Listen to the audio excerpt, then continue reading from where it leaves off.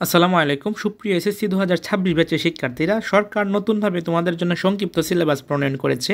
যারা এখনও সংক্ষিপ্ত সিলেবাসটা ডাউনলোড করো নাই তাদেরকে বলবো যে ডিসক্রিপশন বক্সে লিঙ্ক দিয়ে দিচ্ছি, ওইখান থেকে তুমি সংক্ষিপ্ত সিলেবাসটা ডাউনলোড করে নিজের কাছে রেখে দাও। প্রত্যেকটা সাবজেক্ট আমরা দিয়ে দিয়েছি। সো আজকে মূলত কথা বলবো বাংলাদেশ ও বিশ্ব পরিচয় নিয়ে বা সাবজেক্টটা নিয়ে। তোমাদের কিন্তু মানবন্টনে অনেক পরিবর্তন আসছে, সিলেবাসে অনেক পরিবর্তন আসছে, সব কিছু নিয়ে আজকে কথা হবে। সো অনুরোধ থাকবে ভিডিওটি না টেনে পুরোটা দেখার জন্য। সো এখানে লেখা দেখতে পাচ্ছ 2026 সালের এসএসসি পরীক্ষার পুনর্বিন্যাসকৃত পাঠ্যসূচি, বিষয়গুলো হচ্ছে 150। সো এক্স্যাক্টলি এখানে সিলেবাসে কী দিয়েছে আমরা একটু লক্ষ্য করি। এখানে তোমাদের মূলত তথ্য নাম্বারই 100 মার্ক, ব্যবহারিক নাই, বিজিএসে কোনো ব্যবহারিক থাকে না। প্রথম যে চ্যাপ্টারটা সেটা হচ্ছে দ্বিতীয় অধ্যায় বাংলাদেশের স্বাধীনতা, প্রথম অধ্যায়টা বাদ গেছে। সো স্বাধীনতা হচ্ছে এই যে টপিকগুলো দিয়েছে শিরোনামগুলো, এইগুলো তোমরা পড়বা। তৃতীয় অধ্যায় সৌরজগৎ ও ভূমণ্ডল, এইগুলা পড়বা যেগুলো বিষয় শিরোনামে দিয়ে দিয়েছে। তারপর হচ্ছে রাষ্ট্র নাগরিকতা ও আইন, অনেকগুলো কিন্তু বাদ গিয়েছে, চতুর্থ পঞ্চম কিন্তু বাদ। এবং ষষ্ঠ অধ্যায় রাষ্ট্র নাগরিকতা ও আইন, এই যে একটা চ্যাপ্টার দিয়েছে সেই কয়েকটা চ্যাপ্টার তোমরা ভালোভাবে পড়বা। দশম অধ্যায় জাতীয় সম্পদ ও অর্থনৈতিক ব্যবস্থা, এই অধ্যায়গুলো এই শিরোনামগুলো তোমরা পড়বা ভালোভাবে।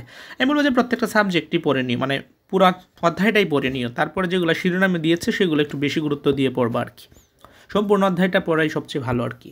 একাদশ অধ্যায় অর্থনৈতিক নির্দেশকসমূহ বাংলাদেশের অর্থনীতির প্রকৃতি। সো এই যে টপিকগুলো দিয়েছে এগুলো তোমরা ভালোভাবে পড়বা, ভালোভাবে আয়ত্ত করবা। ত্রয়োদশ অধ্যায় বাংলাদেশের পরিবার কাঠামো ও সামাজিকীকরণ। সো এই যে শিরোনামগুলো দিয়েছে এগুলো তোমাদেরকে পড়তে হবে। সো এটা হচ্ছে মূলত তোমাদের সিলেবাসটা, আশা করি তোমরা বুঝতে পেরেছো। ডাউনলোড করলে তুমি নিজেই দেখতে পারবা। সো এখন মূলত তোমাদেরকে মানবন্টনটা নিয়ে একটু কথা বলবে। সো এখানে দেখো প্রত্যেকটা সাবজেক্ট কিন্তু আমরা দিয়ে দিচ্ছি। হ্যাঁ, সো এখান থেকে তুমি ডাউনলোড করে নিবে। প্রথমেই বললাম সেটা হচ্ছে মার্কস ডিস্ট্রিবিউশন বা মানবন্টন। মানবন্টনটা কীরকম হয়েছে একটু লক্ষ্য করো, লোডিং হচ্ছে। সো এটা হচ্ছে মানবন্টন। মানবন্টনে দেখো এখানে যে কয়েকটা সাবজেক্ট রয়েছে, প্রত্যেকটা সাবজেক্টের মানবন্টনই হবে এরকম। সো মানবন্টনটা চেঞ্জ যে বললাম, চেঞ্জটা কোন জায়গায় একটু লক্ষ্য করো। প্রতিটি বিষয়ে সৃজনশীল প্রশ্নের জন্য 50 নাম্বার, আগে ছিল 70 মার্ক তোমরা জানো, এবার 70 মার্ক না 50 নাম্বার থাকছে।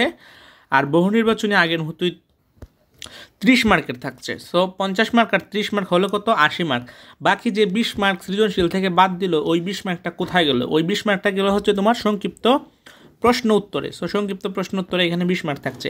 প্রতিটি সৃজনশীল প্রশ্নের মান হচ্ছে 10 মার্ক, সংক্ষিপ্ত প্রশ্নের মান হচ্ছে 2 মার্ক এবং বহু নির্বাচনী প্রশ্নের মান হচ্ছে 1 মার্ক করে। সৃজনশীল প্রশ্ন এখানে তোমাদের 8টি সৃজনশীল থেকে 5টি দিতে হবে, সংক্ষিপ্ত প্রশ্নের উত্তর 15টি থেকে 10টি দিতে হবে, 10টি মোট 2 মার্ক করে, টোটাল 20 মার্ক।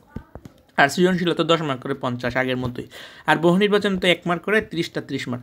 বিষয়দ্রষ্টব্য 2025 শিক্ষাবর্ষের জন্য নির্ধারিত পুনর্বিন্যাস পাঠ্যসূচি থেকে সৃজনশীল প্রশ্ন, সংক্ষিপ্ত উত্তর প্রশ্ন, বহু নির্বাচনী প্রশ্ন থাকবে।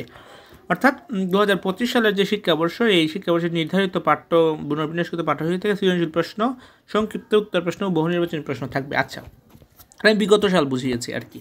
সো এই হচ্ছে মূলত তোমার এখানে মানবন্টন। আর সিলেবাসটা তো আমি প্রথমেই তোমাদেরকে দেখাই দিলাম। সো মানবন্টনে কী পরিবর্তন আছে এটাও দেখতে পারলা, সিলেবাসটাও দেখতে পারলা। তুমি তোমার ফ্রেন্ডসদের কাছে বলবো ভিডিওটি শেয়ার করে দাও বেশি বেশি, যেন তারা দেখে উপকৃত হতে পারে।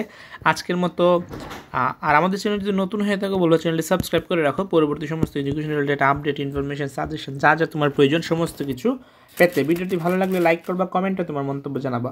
আল্লাহ হাফিজ।